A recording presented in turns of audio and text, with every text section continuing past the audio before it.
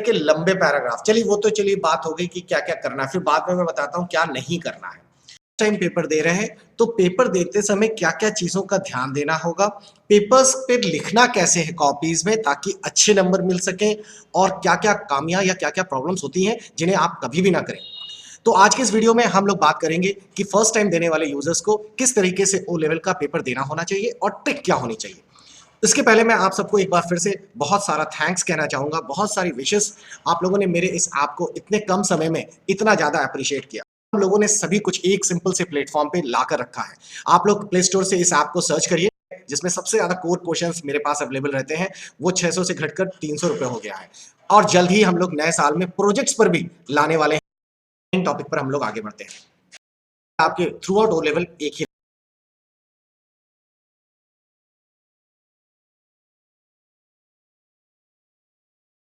वहां से शुरुआत करेंगे। आप लोगों ने होप अपना एडमिट कार्ड डाउनलोड कर लिया होगा, और एडमिट कार्ड डाउनलोड करने के साथ साथ आप लोगों को ये छोटी मोटी इन्फॉर्मेशन पहले से बता दें। एडमिट कार्ड में आप लोगों के कौन कौन से पेपर्स हैं वो सारा मेंशन है, और साथ ही साथ किस समय आपका पेपर है ये मेंशन है। साथ ही साथ आपका पेपर किस सेंटर पे होगा उसका सेंटर कोड, और आपका roll number and registration number. Registration number कभी बदलेगा नहीं, ये आपके थ्रू आउट ओ लेवल एक ही रहेगा।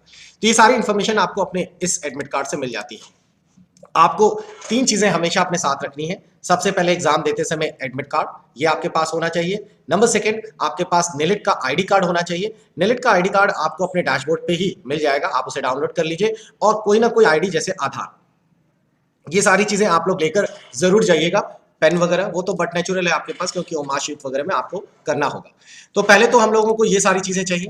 अब आपको मैं बता रहा हूँ पेपर कैसे सॉल्व करना होगा। पेपर सॉल्व करने के लिए बच्चों आप लोगों के सामने एक पेपर मिलेगा। इस पेपर में आप लोगों के, अच्छा एक क्वेश्चन मेरे पास हमेशा बच्चे लगातार पूछ रहे हैं कि उनकी लैंग्वेज कैसे चेंज करें। उन्होंने गलती से हिंदी डालना था, उनका इंग्लिश आ गया। अब इंग्लिश वाला बच्चा हिंदी कैसे करे। तो आपको बता दें, अगर आपने वहां गलती कर भी दी है तो इसमें साफ साफ लिखा रहता है, question paper is in Hindi and English language.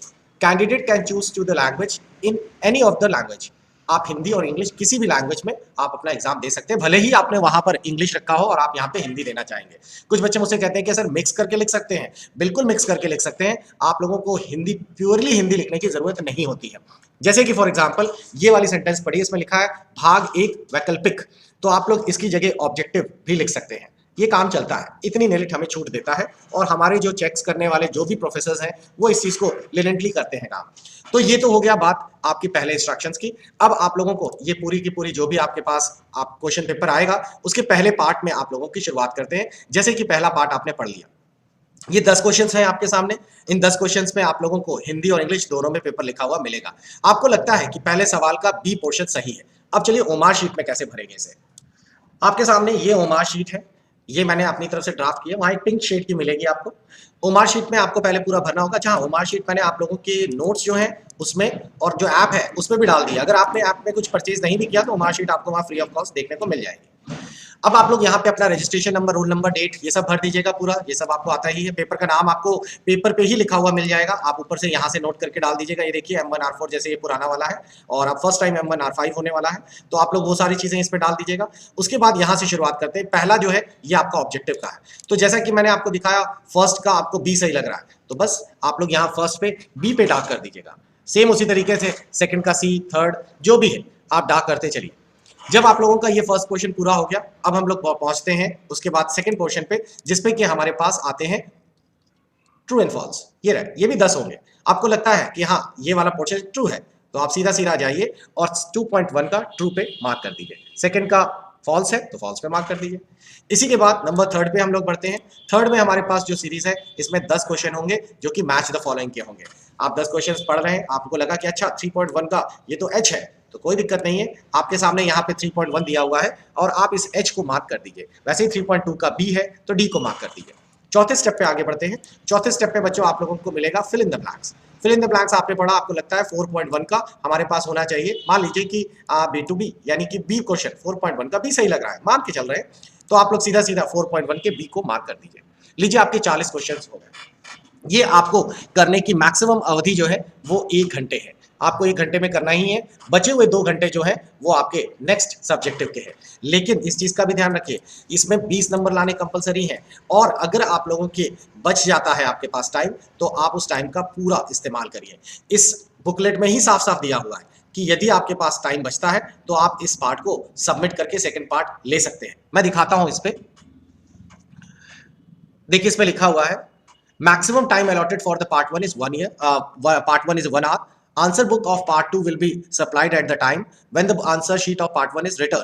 However, the candidate who have completed part 1 earlier than 1 hour can collect the answer sheet of part 2. समझ आ गया सभी को? अगर जल्दी कर लिया है तो पार्ट 2 आप लेकर अपना काम चालू कर दीजिए। अब चलिए पार्ट 2 पे चलते हैं। पार्ट 2 के जो पोर्शन है उसमें आप लोग गौर से देखें तो पार्ट 2 के पोर्शंस में आप लोगों को कराया जाता है ये, इस पे 4 क्वेश्चन आपको करने हैं, 5 दिए हैं। हर क्वेश्चन के अंदर 3-3 या 2-2 ऑप्शन है। जैसे आप लोग देख पा रहे होंगे फिफ्थ, तो फिफ्थ के अंदर ए है, बी है, और साथ ही साथ बी के अंदर भी 2 है। तो ये पूरा का पूरा फिफ्थ है। इसमें आपको यहाँ साफ साफ मेंशन है कि ये वाला पोर्शन 8 नंबर का है और ये वाला पोर्शन 7 नंबर का है, यानी कि 3.5 के ये दोनों रहे होंगे। अब आप लोगों को इसे सॉल्व करना शुरू करना है। आप लोग पहले ही डिसाइड कर लीजिए कि कौन सा वाला आपको इसमें छोड़ना सही रहेगा। क्यों? क्योंकि आप लोगों को कोई एक छोड़ने का ऑप्शन है, लेकिन क्या आपको इसके तीनों आ रहे हैं? अगर तीनों आ रहे हैं तो ही से करिए, अगर कोई एक नहीं आ रहा तो फिर बट नेचुरल है, उसको आप छोड़ देंगे। तो अब हम लोग देखते हैं कि कॉपीज पे लिखा कैसे जाता है। चलिए देखिए, कॉपीज पे लिखने का तरीका बहुत ही सिंपल है। अब कॉपीज को हम लोग डिवाइड कर लेते हैं नंबर्स के अकॉर्डिंगली। जैसे आप देख रहे होंगे आपके पास मैक्सिमम 3 नंबर के ऑप्शंस रहते हैं, बहुत ही रेयरली आपके पास इस तरीके से 4 नंबर मिलेंगे। अगर 3 नंबर के 3 ऑप्शंस आए हैं तो 5-5 नंबर के 3 होंगे। अगर 2 ऑप्शन आए हैं तो 7 और 8 नंबर के होंगे। अगर 4 आ गए हैं तो वो हो सकता है 2.5 नंबर के हो। तो इस तरीके से आपको ऑप्शन मिलेंगे, यानी कि सबसे ज्यादा प्रोबेबिलिटी जो होती है 5 से 7 नंबर के बीच वाले सवालों के लिए रहती है। तो हम सवालों को कैटेगराइज करते हैं, वो जो 5 नंबर के आसपास हो, 5 से 7 के बाद, वो जो ग्रेटर देन 7 वाले हो। इन दोनों पे ही आपको ध्यान देना है। जो छोटे क्वेश्चंस हैं 2 नंबर 2.5 नंबर के अगर आए तो वो मैक्सिमम एक पेज पर आप लिख दीजिए। अगर 2 नंबर वाला कोई सवाल आता है या 3 नंबर का सवाल आता है तो उसके लिए एक पेज सफिशिएंट होता है, एक पेज पर आप लिख सकते हैं।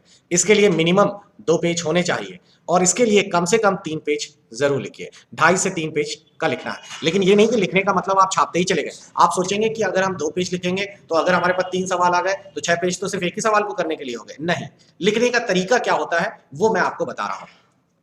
तो जैसे सबसे पहले एक क्वेश्चन आया हमारे पास, और मान के चलते हैं कि वो क्वेश्चन हमारा सिर्फ 2.5 से 3 नंबर का था। क्वेश्चन में हमारे से पूछा गया, कोई भी एक छोटा सा सैंपल लेके चलते हैं। जैसे कि फॉर एग्जांपल मैं आपको एक छोटा सा सैंपल दिखाता हूं। जैसे एक हमारे पास क्वेश्चन है, व्हाट इज प्रिंटर। ये बहुत इंपॉर्टेंट है, ये M1 में हर बार पूछा जाता है। R4 में तो ऐसा कोई पेपर ही नहीं है जैसे प्रिंटर ना आया हो, कहीं ना कहीं प्रिंटर जरूर होगा। 3 नंबर ये टॉपिक अकेला आपको दिखलाएगा। इससे पूछा गया है प्रिंटर क्या होता है, उसको शेयरिंग करने के स्टेप्स क्या है। अब आपके लिए सबसे अच्छा तरीका है, और ये क्वेश्चन लंबे में आएगा, लंबा का मतलब है ये 7 से 8 नंबर्स का है। तो देखिए इस बच्चे ने किस तरीके से डिजाइन किया है, इसी तरीके से आपको करना है। सबसे पहले सवाल आए तो आप हिंदी हो या इंग्लिश, प्रिंटर के बारे में एक छोटी सी टिप्पणी लिखिए। प्रिंटर क्या होता है? प्रिंटर एक प्रकार का आउटपुट डिवाइस है जो इनपुट डिवाइसेस से डेटा लेकर प्रोसेस करते हुए आपकी किताबों पे या पन्नों पे छापता है। तो प्रिंटर को, और एक देखिए सबसे अच्छी चीज उन्होंने एक सिंपल से, और 2 पेन का इस्तेमाल करिए, एक ब्लू एंड ब्लैक, ठीक है, रेड बिल्कुल ना करिए। ग्रीन कर सकते हैं अंडरलाइन करने के लिए, लेकिन 2 पेन सफिशिएंट है। पेंसिल से कुछ काम नहीं है, आपको कोई भी डायग्राम पेंसिल से नहीं बनाने। लेकिन एक इंपॉर्टेंट चीज, जो भी डायग्राम्स आप लोग बनाएं उन डायग्राम को लेबलिंग जरूर करें। लेबल्स बहुत अच्छी चीज होती है, लेबलिंग करना बहुत जरूरी है। तो हम लोगों ने प्रिंटर के बारे में लिखा थोड़ा सा, उसके बाद कलर चेंज करते हुए ब्लैक पेन में हमने कोर लाइन लिख दी, printer is a device that convert soft copy into hard copy. Clear? तो ये यहां से हो गया पहला। अब आपको तुरंत एक इस तरीके का प्रिंटर और उसका पार्टीशन क्लासिफिकेशन करके दिखाना है। 2 प्रकार के प्रिंटर्स में डिवाइड है। कोशिश करिए कि जब आप क्लासिफिकेशन करें तो एक बॉक्स बना दें इस तरीके से। हाँ, टाइम की शॉर्टेज रहती है। एक क्वेश्चन पर अगर वो 7 नंबर का है तो मैक्सिमम टाइम आपको 10 मिनट देना है, बस 10 मिनट से ज्यादा नहीं दीजिएगा। अब देखिए इस पे इंपैक्ट प्रिंटर का है तो इंपैक्ट प्रिंटर के बारे में लिख दिया आपने, और छोटा सा लिखने के बाद, हाँ लिखने के बाद अब टाइप ऑफ इंपैक्ट प्रिंटर हमेशा याद रखिए, बुलेट्स लगाइए इस तरीके से। एक लाइन के आगे 2, 3, 4 ना लिखिए, तो इससे क्या होगा, देखने में अच्छा लगेगा, पेज आपका जल्दी भरेगा, ठीक है, और आपको आंसर शीट बी को लेने में कोई मनाही नहीं है। उसके बारे में कुछ और भी लिखना चाहते हैं, अगर ये क्वेश्चन 5 नंबर का होता है तो मैं यहां से बंद कर देता इसको, ठीक है, इंपैक्ट वाले को, क्योंकि ये 7 नंबर का है तो थोड़ा थोड़ा प्रिंटर्स के बारे में भी लिख दिया कि डॉट मैट्रिक्स प्रिंटर्स जो होते हैं इनमें हम डॉट्स का कॉम्बिनेशन से प्रिंटिंग करते हैं और इसमें एक हमारा टोनर यूज होता है, डेजी व्हील, लाइन और खत्म। अब नॉन इंपैक्ट प्रिंटर के बारे में आ गया, नॉन इंपैक्ट प्रिंटर और उसका भी क्लासिफिकेशन हमने कर दिया, इसके आगे भी बुलेट्स लगा दिए और एक एक लाइन 2-2 लाइन इस तरह कर लिए। तो आपने देखा ये 3 पेज में पूरा का पूरा सवाल पूरा हो गया, प्रिंटर्स क्या होते हैं। अगर ये पूरा का पूरा ना होकर 2.5 पेज में होता, मतलब मान लीजिए 5 पेज में होता, 5 नंबर का होता, तो मैं इस लाइन के नीचे नहीं लिखता। तो इस तरीके से आप लोगों को अपनी पहले क्वेश्चंस के अंदर लिखना शुरू करना है। अगला अगला कुछ क्वेश्चन ऐसे भी होंगे जिनमें डायग्राम्स की भी जरूरत पड़ेगी। जैसे कि प्रिंटर्स था तो प्रिंटर का डायग्राम तो आप बना नहीं सकते हो, तो बड़ा कॉम्प्लिकेटेड हो जाएगा, तो उसको छोड़ा जाएगा, लेकिन क्लासिफिकेशन हम लोग बनाएंगे। कुछ ऐसी चीजें होंगी जिनमें डायग्राम मस्ट है।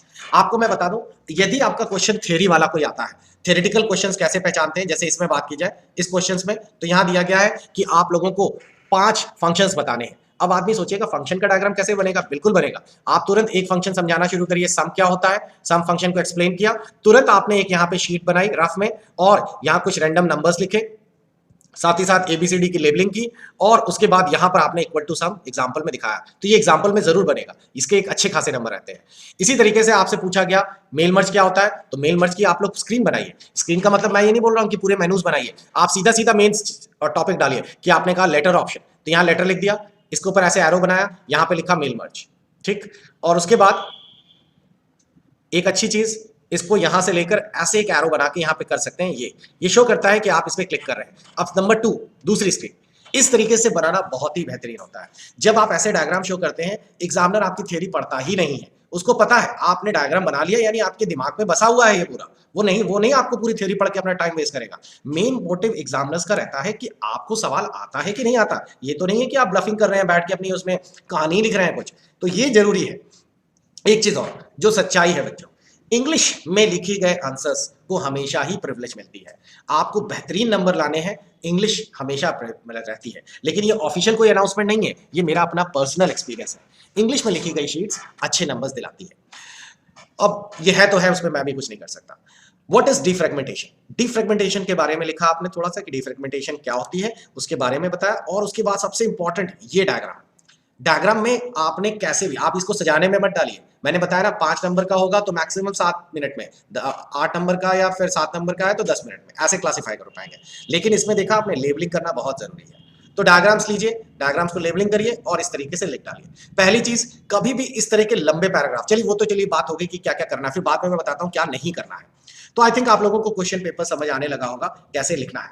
अब दूसरी चीज, ये तो हो गया, सारे क्वेश्चंस आप लोगों ने फिनिश कर लिए। अगर आप सिस्टमैटिकली पेपर सॉल्व कर रहे हैं तो मैं आपको सजेस्ट करूंगा कि एक पेपर में एक क्वेश्चन पूरा सॉल्व हो जाता है फर्स्ट, तो उसके बाद एक हॉरिजॉन्टल लाइन बना दिया करिए। जैसे यहाँ पर एक है, तो ये हॉरिजॉन्टल लाइन क्वेश्चन के ऊपर ना बनाकर यहाँ पर एक सीधी हॉरिजॉन्टल लाइन अदर कलर में बना दीजिए। एग्जामिनर्स को आसानी रहती है, अब वो मेंटली अंडरस्टूड है कि इस बच्चे ने ये क्वेश्चन खत्म कर दिया और दूसरा यहाँ से शुरू कर दिया, ठीक है।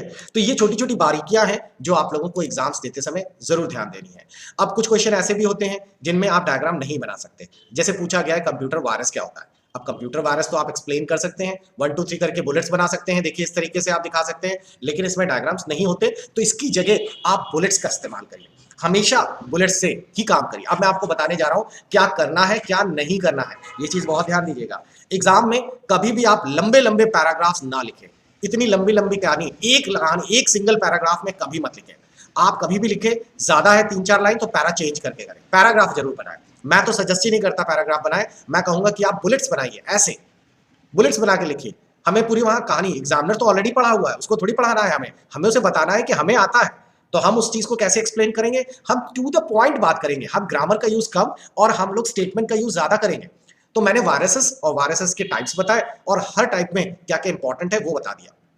ये बहुत ही बढ़िया तरीका होता है क्योंकि हम इसमें डायग्राम नहीं बना पा रहे हैं, इससे आपको स्पेस भी मिलती है, आपकी शीट साफ भी रहती है। दूसरी चीज, आप लोग चीजों को अच्छी दिखती है, आपकी आंसर शीट अच्छे ढंग से साफ होती है, अच्छे ढंग से आप लोग उसे एक्सप्लेन करते हैं। आपके M1 में ये क्वेश्चन जरूर आएंगे। जरूर आने का मतलब अभी मैं कुछ डिस्कस कर लेता हूं। जैसे कि हमारे पास M1 R5 का गेस्ट पेपर है। M1 R5 के गेस्ट पेपर्स मैंने आप सबको अलॉट कर दिए, इसमें सितंबर 2020 लिखा है, उस समय एग्जाम कैंसिल हुए थे, लेकिन यही गेस्ट पेपर कैरी फॉरवर्ड हुआ। मैं आपको कुछ दिखाता हूं इसमें आप गौर करें तो चैप्टर नंबर 6 है, introduction to internet and WWW। इस चैप्टर में मैंने आपके लिए 6 टॉपिक छांटे हैं। इन 6 टॉपिक्स को ही आप पढ़ें क्योंकि अब आपके पास टाइम नहीं रह गया है, अब आपके पास सिर्फ 10 दिन रह गए हैं ऑलमोस्ट, और 10 दिन में ही आपको अपना पूरा पेपर खत्म करना है। तो आपके पास गेस्ट पेपर ही एक सबसे बेस्ट ऑप्शन है जिससे कि आप लोग कर पाएंगे पूरा डिटेल में। तो अब आप लोग बताना चाहते हैं कि अब मैंने आपको बताया network topology, IP addresses, search engine, uses of internet, email और एडिकेट्स, यही आपका 6 चैप्टर है और इसको आप मात्र 3 घंटे में 4 घंटे में खत्म कर लेंगे। कैसे करेंगे? देखिए इस तरीके से आपका टोपोलॉजीज क्या होते हैं, आप देख पा रहे होंगे। मैंने टोपोलॉजीज को हिंदी एंड इंग्लिश दोनों ही लैंग्वेजेस में यूज किया है, आप भी बिल्कुल ऐसे ही लिखेंगे। हाँ, जहां पर आपको टाइप ऑफ टोपोलॉजीज है तो दोनों लिखने की जरूरत नहीं है, तो बुक में पढ़ने के हिसाब से लिखा गया है। आप लोग ऐसा नहीं कि टाइप ऑफ टोपोलॉजी ये भी लिख रहे हैं, हिंदी भी लिख रहे हैं, इंग्लिश भी लिख रहे हैं ना, आप एक ही लैंग्वेज यूज करें। टोपोलॉजीज को आपने समझाया, और सबसे इंपॉर्टेंट चीज ये डायग्राम्स आपने पहले बता दिया। टोपोलॉजीज एक अरेंजमेंट है, इतने प्रकार की होती हैं। रिंग टोपोलॉजीज क्या है, आपने यहाँ पर एक छोटा सा स्टेटमेंट और एक डायग्राम, कंपलसरी है डायग्राम बच्चों, इसमें आपको बनाना ही बनाना है। जैसे देखिए इस तरह बच्चों ने बताया वैन क्या होता है, एक डायग्राम, और इस तरीके से कलर चेंज कर लीजिए, आपका थोड़ा सा शीट अच्छी लगेगी। तो ये आप लोगों को इस तरीके से, जब रिंग बता दी आपने तुरंत उसके बाद बस बताई, इसका डायग्राम बनाया। ज्यादा एक्सप्लेनेशन की जरूरत नहीं है, डायग्राम के साथ आप चीजों को बड़े बड़े समझा सकते हैं। और ये टोपोलॉजी वाला जब क्वेश्चन आएगा तो 7 नंबर के उसमें ही आएगा आपका। इसी तरह देखिए ब्लॉक्स कैसे तैयार करेंगे।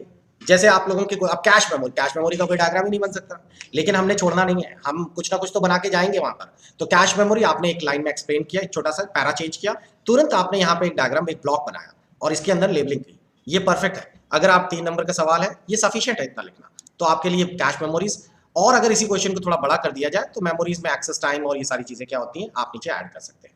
तो बच्चों ये तो हो गई कैसे आपको सवाल पढ़ने हैं, करने हैं, टाइम को कैसे क्लासिफाई करना है।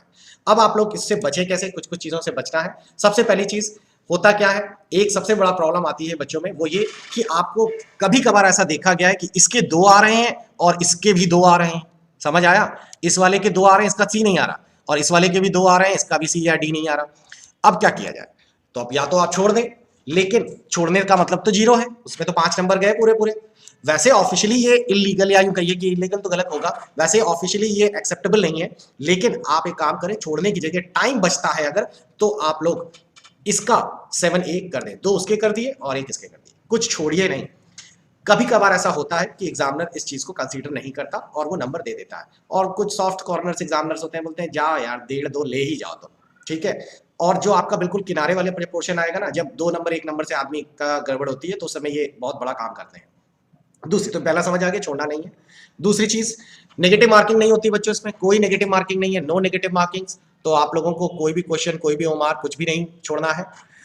तीसरी चीज जो आपको मैं बता रहा हूं कि आप लोग लेंदी पैराग्राफ नहीं लिखे, पैरास जो है बड़े बड़े मत बनाइए, यानी कि लेंदी या यूं कहिए कि बहुत ज्यादा लंबे लंबे सेंटेंसेस मत बनाइए। और डायग्राम्स, और ये मस्ट है, मस्ट ड्रॉ करिए।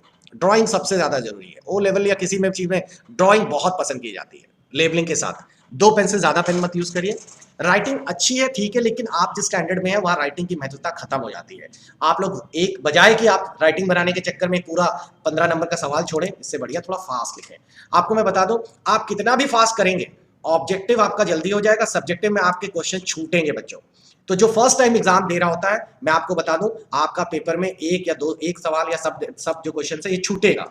तो मैं पहले से ही बोल रहा हूं कि जब आप लोग उस चीज को जान रहे हैं तो आप स्पीड शुरुआत से ही तेज रखिएगा। मैंने जैसा आपको बताया सेम, क्योंकि 2 घंटे में आप लोगों को मान के चलिए कि 4 और 4 के अंदर 3-3, यानी कि कम से कम 12 सवाल करने हैं। 12 सवाल को अगर हम 2-2 पन्ने में कॉपी लिखें तो 24 पन्ने आपको लिखने हैं। 24 पन्ने में अगर हम 3 पन्ने के डायग्राम भी बना दें तो 3 पन्ने का फिर भी हमारे पास कम से कम 18-19 पन्ने लिखने के लिए हैं। तो आपकी रफ्तार अच्छी खासी होनी चाहिए, तभी आप कर पाएंगे। क्लियर हो गया। तो ये तो बच्चों आज की एक वीडियो था जिसमें कॉपीज को लेकर, एग्जाम्स को लेकर कैसे करना होता है, इसके बारे में मैंने आपके साथ डिस्कशन किया। अगर आपको मेरी ये क्लास पसंद आई तो आप जरूर इसके नीचे कमेंट करें और लाइक भी करें। और कल मैं आप लोगों के लिए एक नया M1 का पेपर भी सॉल्व करूंगा और साथ ही साथ उसके नेक्स्ट क्लास में M2 R5 का पेपर भी सॉल्व करूंगा। मिलते हैं नेक्स्ट क्लास में। Good bye. बहुत सारी विशेष ऐप इंस्टॉल करने के लिए और अप्रिशिएट करने के लिए आप सबका बहुत बहुत धन्यवाद।